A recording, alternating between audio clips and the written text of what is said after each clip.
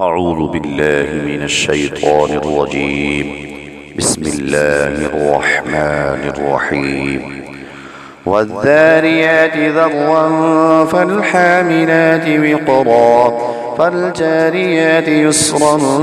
فالمقسمات أمرا إنما توعدون لصادق وإن الدين لواقع والسماء ذات الحبك إنكم لفي قول مختلف يؤفك عنه من أفك قتل الخراصون الذين هم في غمرة ساهون يسألون أيان يوم الدين يوم هم على النار يفتنون ذوقوا فتنتكم هذا الذي كنتم به تستعجلون إن المتقين في جنات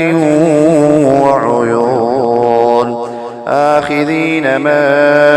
آتاهم ربهم إنهم كانوا قبل ذلك محسنين كانوا قليلا من الليل ما يهجعون وبالأسحار هم يستغفرون وفي أموالهم حق للسائل والمحروم وفي الأرض آيات للموقنين وفي أنفسكم أفلا تبصرون وفي السماء رزقكم وما توعدون فورب السماء والأرض إنه لحق مثل ما أنكم تنطقون هل أتاك حديث ضيف إبراهيم المكرمين إذ دخلوا عليه فقالوا سلاما قال سلام قوم منكرون فراغ إلى أهله فجاء بعجل سمين فقربه إليهم قال لا تأكلون فأوجس منهم خيفة قالوا لا تخف وبشروه بغلام عليم فأقبلت امرأته في صرة فصكت وجهها وقالت عجوز عقيم قالوا كذلك قال ربك إنه هو الحكيم العليم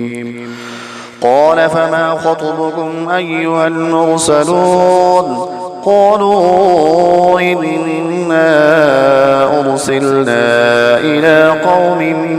مجرمين لنرسل عليهم حجارة من طين مسومة عند ربك للمسرفين فأخرجنا من كان فيها من المؤمنين فما وجدنا فيها غير بيت من المسلمين وتركنا فيها آية للذين يخافون العذاب الأليم وفي موسى إذ أرسلناه إلى فرعون بسلطان مبين فتولى بركنه وقال ساحر أو مجنون فأخذناه وجنوده فنبذناهم في اليم وهو مليم وفي عاد إذ أرسلنا عليهم الريح العقيم ما تذر من شيء أتت عليه إلا جعلته كالرميم وفي ثمود إذ قيل لهم تمتعوا حتى حين فعتوا عن أمر ربهم فأخذتهم الصاعقة وهم ينظرون فما استطاعوا من قيام وما كانوا منتصرين وقوم نوح من من قبل إنهم كانوا قوما فاسقين والسماء بنيناها بأيد وإنا لموسعون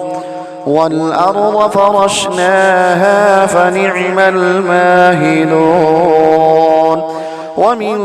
كل شيء خلقنا زوجين لعلكم تذكرون ففروا إلى الله إني لكم منه نذير مبين ولا تجعلوا مع الله إلها آخر إني لكم منه نذير مبين كذلك ما أتى الذين من قبلهم من رسول إلا قالوا ساحر أو مجنون أتواصوا به بل هم قوم طاغون